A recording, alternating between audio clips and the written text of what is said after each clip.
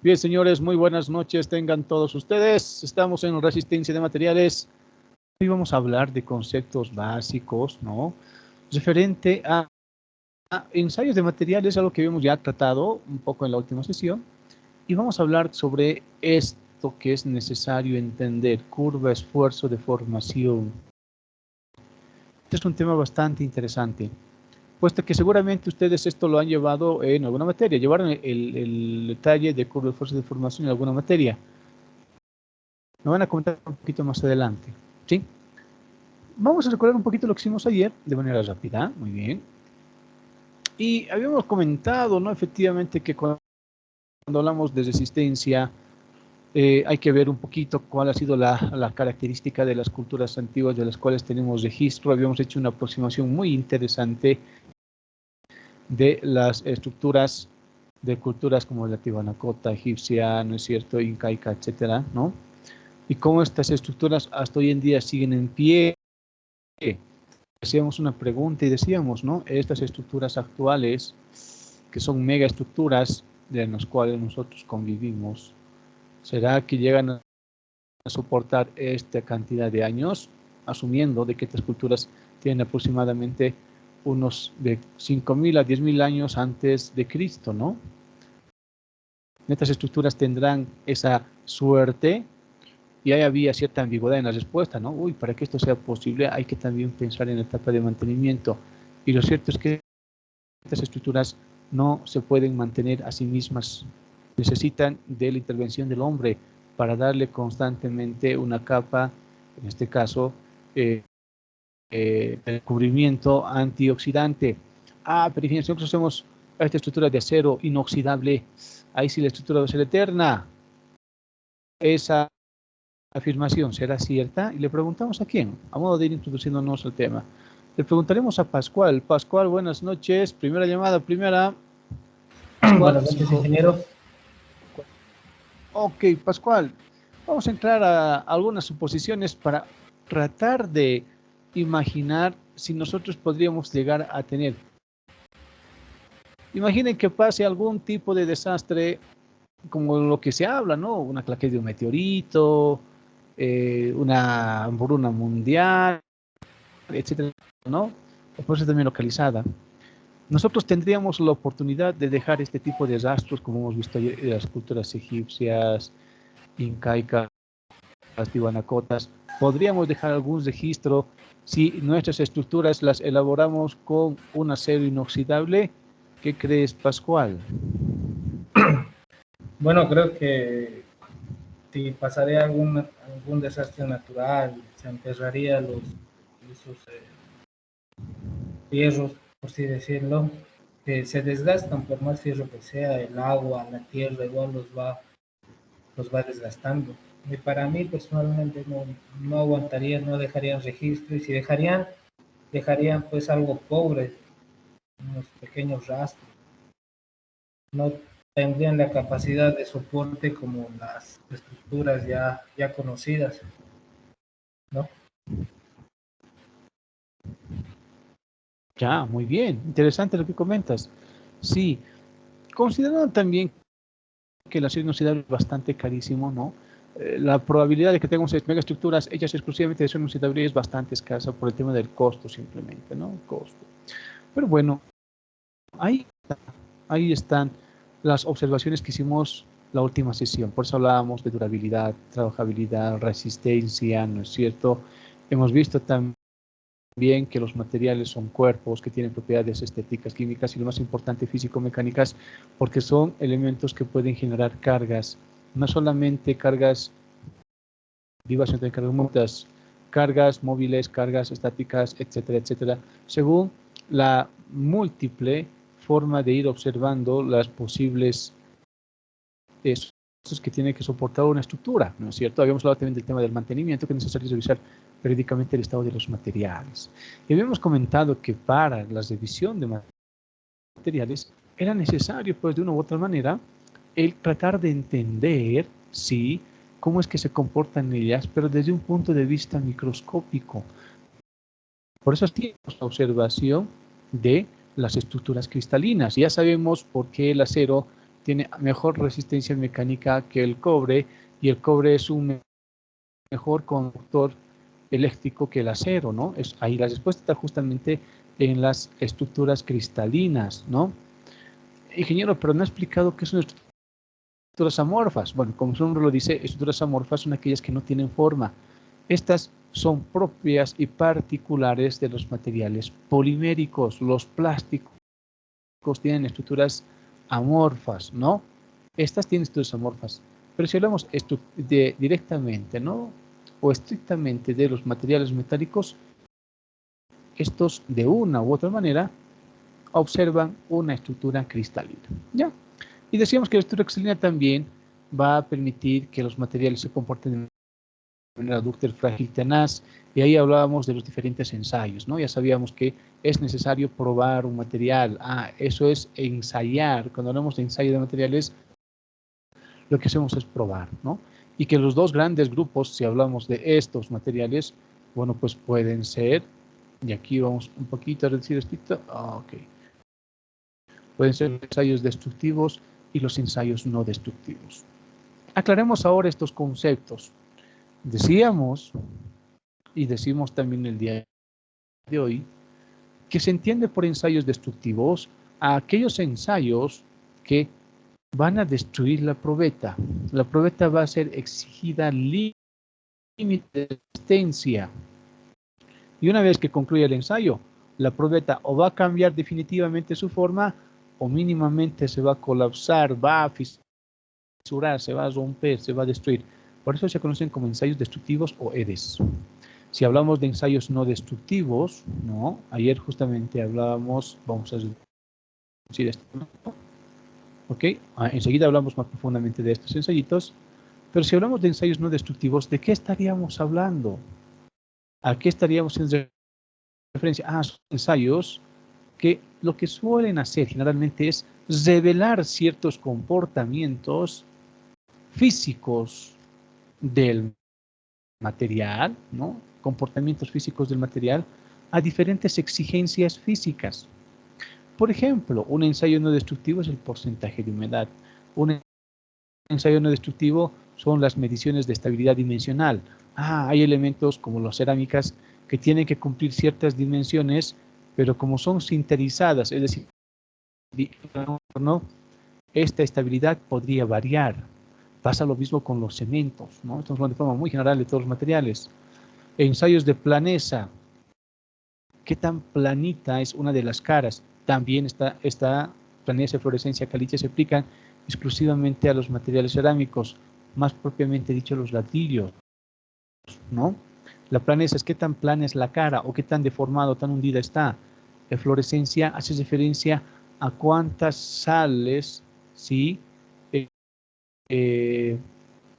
Cuánta sal se encuentra al interior o qué tipo de sales se encuentran al interior de la arcilla, y estas, hablando exclusivamente de fluorescencia, se revelan como más sobre la superficie del ladrillo. Eso ya hemos comentado o lo comentamos ahora también, ¿no?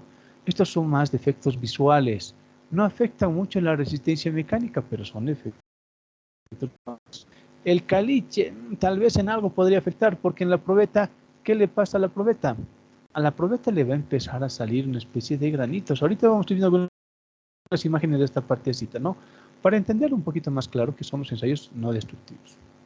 Tiempo de fraguado. El tiempo de fraguado se aplica única y exclusivamente a materiales aglutinantes que a la larga forman también cuerpos sólidos. Tal es el caso del cemento, el yeso, cales, betunes, etcétera, ¿no?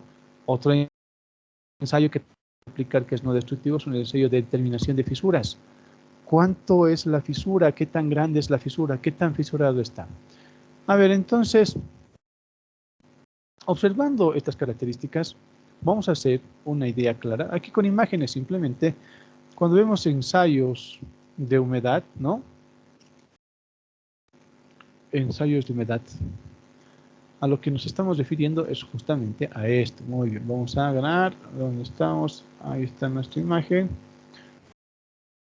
Lo que queremos es medir, justamente aquí hay una imagen, ¿ya? Que nos va a ayudar a entender un poquito las características.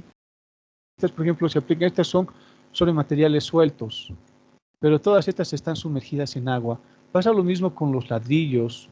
Cuando nosotros tenemos ladrillos y queremos determinar ensayos no destructivos, que son claves en ladrillos, ¿para qué me sirve el determinar el porcentaje de humedad? En el caso de los ladrillos, si hablamos de ensayo de humedad en ladrillos, lo que estamos determinando a su vez, ¿sí?, es pues que estos productos nos muestren o revelen cuánta es su porosidad. Porque en el caso de los ladrillos, aquí tenemos un ensayo de humedad en ladrillos, están expuestos así, es como si lo estuviéramos curando, parecidos al hormigón, ¿no? Cuando los ladrillos son expuestos a la humedad, según el porcentaje de porosidad del ladrillo, va a ser la absorción de agua. Entonces, mayor porcentaje de humedad tenga un ladrillo, se entiende que es mayor el porcentaje de porosidad, es más poroso. ¿Y eso influye o no influye en la resistencia mecánica? A ver, le voy a preguntar, atento por favor, Gilda Dayana, buenas noches, Gilda, 5, 4, 3, 2, 1. Primera llamada, Gilda, 5, 4, 3, 2, 1. Hola, Gilda, ahora sí te escuchamos. Acércate un poquito más, por favor, acércate un poquito más al micrófono. Gilda, la consulta para ti es la siguiente, ¿ya? Sabemos, en este caso estamos resonando un poquito porque tiene también que ver con resistencia. Escucha bien la consulta. Si un ladrillo absorbe mayor humedad, se entiende que el ladrillo internamente es más poroso. ¿Que sea más poroso influye sobre la resistencia mecánica? ¿Sí o no, querida Gilda?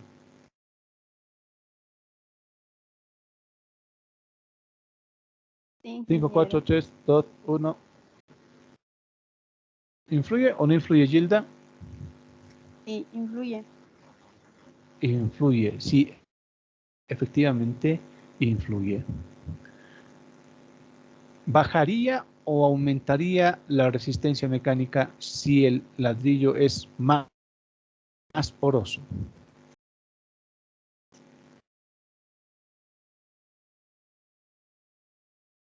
Cinco, 4, 3, 2, 1. Primera llamada, Gilda, conste. Vamos, preguntamos lo mismo a Santos Luis Tola. Estimado Santos. Primera Sí, llamada, ingeniero. primera. Ahora sí, escucha bien la pregunta. Bueno, Gilda ya nos dijo, ella dice que el porcentaje de humedad, que es igual al porcentaje de humedad de un ladrillo, influye en su resistencia mecánica. Ella dice sí. La respuesta es correcta. La pregunta que te hago a ti ahora es, si es más poroso el ladrillo, ¿tiene mayor o menor resistencia mecánica?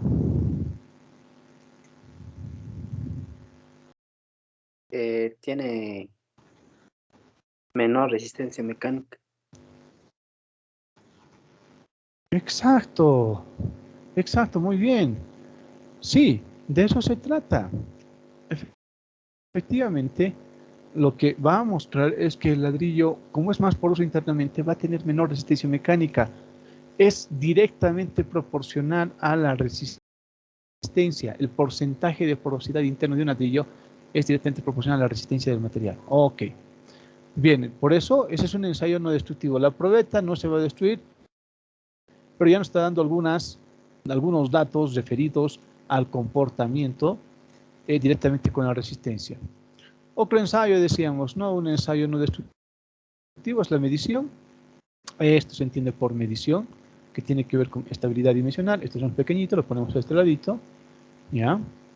Y este ensayo, de forma muy particular, lo que busca es verificar si el ladrillo tiene que ser 20, efectivamente es 20. En este caso, este tendría que ser 12, aunque está midiendo mal, ¿no? Está midiendo mal acá. Está haciendo una medición no muy correcta. Está cometiendo un error al hacer la medición. Pero en medición lo que queremos es si efectivamente va a conservar o no va a conservar las dimensiones que deberían ser. Si hablamos exclusivamente de ladrillos, cuando un ladrillo está siendo sinterizado, es cocido, muchas veces como el material tiene un proceso de contracción. Uno es el valor en verde, el valor cuando el ladrillo está húmedo, y otro es el valor cuando está sinterizado. ¿Cuánto? Pero disminuye, eso tenemos que cuantificar. ¿Por qué? Hay algunos casos en los cuales los rayitos salen muy sinterizados, muy quemaditos, salen muy negritos. Obviamente su estabilidad se rompe, la dimensión de contracción es muy apreciable, es más pequeñito el ladrillo, pero es muy negrito. Pregunta, ¿ese tipo de ladrillitos será que tienen alta o baja resistencia mecánica? Y le pregunto esto a, ¿dónde está? Omar Gabriel, buenas noches. Omar, 5, 4, 3, 2, 1. Primera llamada, Omar, listo, y hay dos con primera llamada, Gilda y Omar. Le preguntamos a Álvaro Gregorio. Álvaro, ¿qué piensas tú?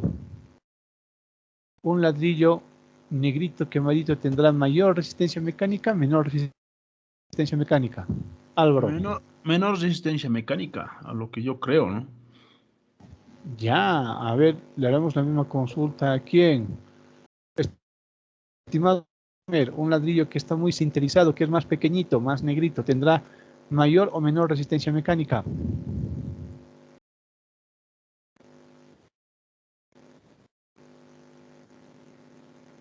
Iber Romer, primera llamada, primera, 5, 4, 3, 2, 1. Mayor resistencia, dije. Ok, Iber, ¿por qué? Interesante tu respuesta, y la respuesta es correcta, mayor. ¿Por qué? Pues porque ha tenido mayor tiempo de cocción, sería algo por ahí a lo que tengo una idea, dije. A lo que tienes una idea, dices que ha tenido mayor tiempo de cocción. Sí.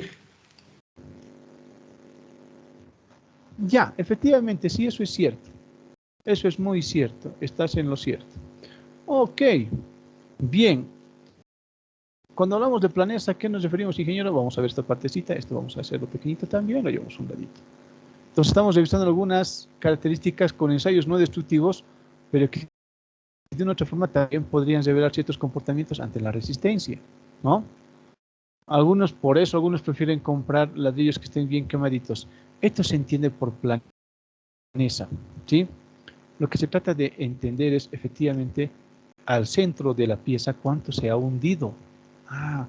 Porque cuando más se hunde, obviamente es muy probable que la cantidad de mortero que viene a usar acá va a ser mayor. Eso repercute en el costo. Además que cuando esto se deforma aquí en la parte central, también influye sobre su resistencia mecánica. Implica de que aquí la parte del centro tiene mayor espacio vacío. Por lo mismo, tarde o temprano podría disminuir la resistencia mecánica. Este es un ensayo de planeza, ¿no? Ahora hablábamos de los ensayos que no necesariamente influyen sobre la resistencia mecánica. Ahí tenemos la eflorescencia, ¿no? Ya. Si hablamos de fluorescencia en ladrillos, estamos hablando de este fenómeno. Atentos, por favor, a la imagen. Estamos hablando de esta acción. Esto tenemos pequeñito también, lo llevamos a un costadito.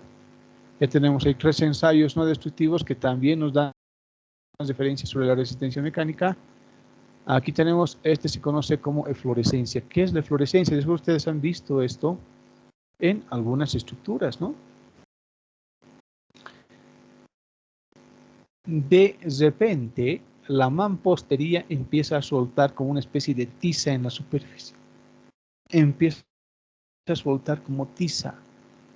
Tú te acercas, haces contacto con tu dedito y se queda esa especie de tiza en la superficie de la yema de tu dedo, ¿no? ¿Qué está pasando? Bueno, este es un defecto visual. ¿Influye sobre la resistencia mecánica? No, no influye, pero el gran problema con este defecto es que no se puede retirar, se va revelando siempre. Esto se debe a la presencia de sales sulfatadas al interior de la arcilla.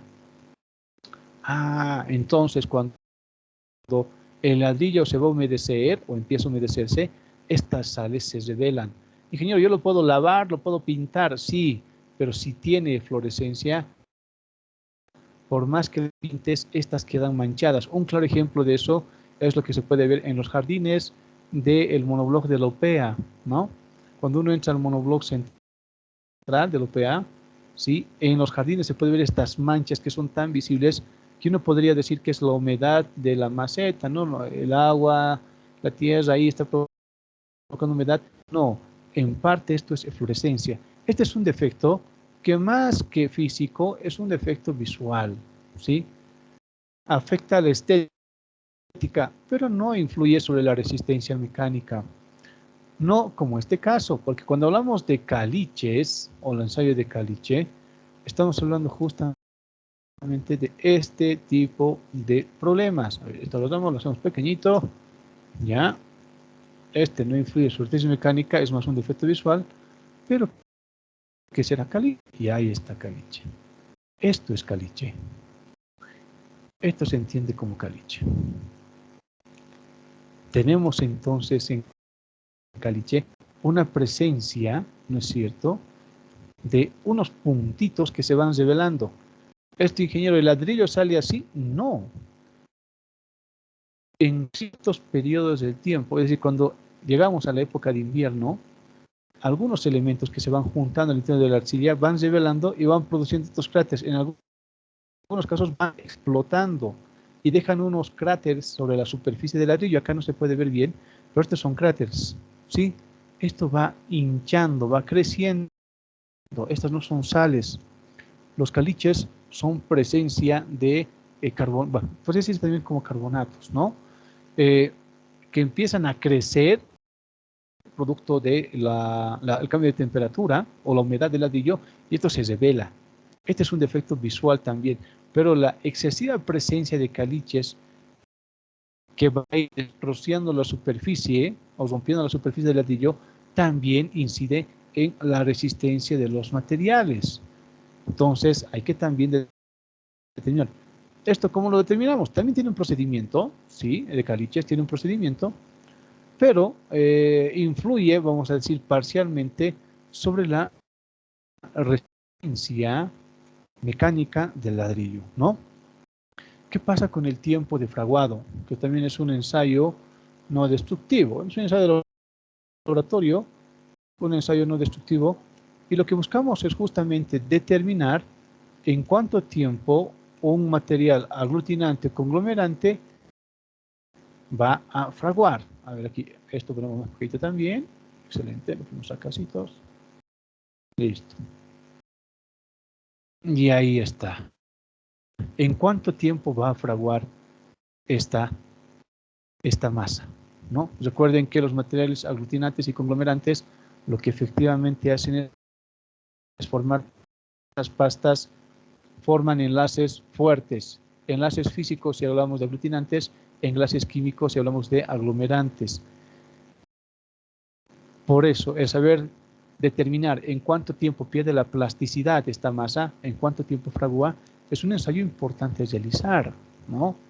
Si el tiempo de fraguado es muy variable, implica de que posiblemente en el proceso de elaboración de este material, puede que sea cemento o puede que sea exclusivamente yesos, ¿sí? Ha habido algún problema, ha variado la dosificación, etcétera, y esto también me va a traer problemas a la larga, ¿sí? Este se conoce como la aguja de Lechatelier, ¿no? Lechatelier, no, pero es la aguja de Vicat, perdón, la aguja de Lechatelier es otra. Aguja de Vicat. Con el ensayo de la aguja de Vicat podemos determinar el tiempo de fraguado. Muy bien. Fisuras. Volvemos nuevamente. Puede esto aplicarse a concretos, pero se aplica más que todo fisuras, ¿no? En ladrillos. Cuando nosotros hablamos de fisuras en ladrillos, ¿por qué es necesario estudiar fisuras en ladrillos? ¿Por qué es necesario determinar, ¿sí?, cuánta fisura tiene un ladrillo? Bueno, no estamos hablando del bloque en sí, es decir, de la mampostería en sí. Estamos hablando de piezas. Porque si hablamos de cada pieza, es más, si ustedes tienen la oportunidad de ver un ladrillito en este momento, van a observar que muchas veces la cara del ladrillo está fisurado, ¿no? Hay ladrillos fisurados. Y estos ladrillos fisurados, pregunta clave, tendrán mayor o menor resistencia mecánica. A ver, vamos a observar esta imagen. Ahí está, esto es más pequeñito, muy bien. Y aquí podemos observar un ladrillo que está fisurado. Todo ladrillo presenta fisuras, porque el proceso de fabricación del ladrillo se hace por un proceso de extrusado y la unión, el apelmazamiento de la arcilla, muchas veces se hace al vacío o en otros casos simplemente se hace por presión de la extrusora, ¿no? Del tornillo sin fin de extrusora. Pero tienen aquí fisuritas. Ah, muy bien. En el ensayo de fisuras lo que se hace es medir la fisura, qué tan larga es la fisura y se la compara con el largo total de hacia dónde esté apuntando la fisura, ¿no? En este caso, aquí tenemos la fisurita y este es el largo total. No debería exceder la fisura el 10% del largo total, no debería exceder, ¿sí? Por norma. Pero en algunos casos la fisura se convierte en grieta y esto es peligroso, porque estos ladrillos efectivamente no van a cumplir en lo mínimo su rol de elemento que va a soportar cargas. Por eso el ensayo de fisuras, que es un ensayo no destructivo, también se ve la información sobre la resistencia de este material a los diferentes tipos de cargas. Ok, entonces, como ya hemos observado, hay ensayos destructivos y ensayos no destructivos. Recordando rápidamente, bueno, podemos seguir hablando de ensayos destructivos que son bastante largos, ¿no? Hay un sinfín de ensayos también que podemos observar. Estamos viendo los más representativos, aquellos que tienen de una u otra forma relevancia respecto a la resistencia. Pero si de resistencia hablamos, ya sean en piezas de diferente índole, los más llamados a ser practicados son los ensayos destructivos. Pero ingeniero, ¿esto implica que estos ensayos no interesan? Claro que interesan. Revelan también información muy importante. Por ejemplo, el de fisuras, con un simple ensayo visual y de mediciones, ya podemos determinar si efectivamente esas piezas o ese muro va a soportar la carga a la cual va a ser expuesta, ¿no? Más que todo si hablamos de muros portantes. Tomen en cuenta ese dato. Pasa lo mismo con el porcentaje de humedad y los que hemos mencionado. Pero si queremos determinar el límite de resistencia de un material, estos son los más llamados. Es por eso que ustedes los están estudiando o los van a profundizar en el trabajo que quedan pendientes, ¿no? Vamos a mencionar solamente uno de estos ensayos. En este momento, el ensayo de flexión. Para este se emplean presas hidráulicas, ¿no? Y vamos a centrarnos en esta imagen. Ahora sí, nos centramos en esta imagen. Llevamos adelante nuestro punterito. Y la flexión, obviamente, tiene que ver con este tipo de ensayos, ¿no? Yo tengo una pieza acá. Esta pieza va a estar dispuesta en esta posición. Y la pregunta es, ¿cuánta carga va a soportar en este punto? Este es un ensayo muy característico, sobre todo en vigas. ¿Cuánto es su resistencia a la flexión? Porque ustedes saben bien que la viga es un cuerpo, generalmente es un paralelepípedo, ¿no? Que tiene, son vigas que pueden ser de 30 por 30 por el largo de luz que queremos alcanzar. Y la parte superior, obviamente, los que están más cerca de los apoyos van a sufrir menor esfuerzo de corte, en cambio la parte del centro va a sufrir mayor esfuerzo de corte. Ojo, ya estamos ingresando poco a poco a las apreciaciones que vamos a ver en cálculo, ¿no? ¿Qué pasa entonces en el ensayo de flexión? Cuando nosotros vamos a hacer el ensayo y hacemos el esfuerzo, es muy probable, sí, de que esta pieza en particular, vamos a retirarla acá, lo ponemos acá arribita, producto de la carga en este sentido, esta cambie, ¿no? Su disposición y tienda a ceder. Idealmente esto tendría que deformarse, pero deformarse ¿hasta cuándo? Ingeniero, ¿hasta cuánto puede deformarse una pieza? ¿Cómo puedo determinar su límite de deformación? Y la pregunta clave, ¿cuántos tipos de deformación o cuántas zonas de deformación tendrá un material? ¿No? Porque acá en la segunda imagen hemos aplicado carga en este sentido, la probeta no ha aguantado y ha cedido. Aquí hemos tenido una flexo, ¿no? Aquí una flexotracción aquí una flexocompresión, y esta probeta ha cedido.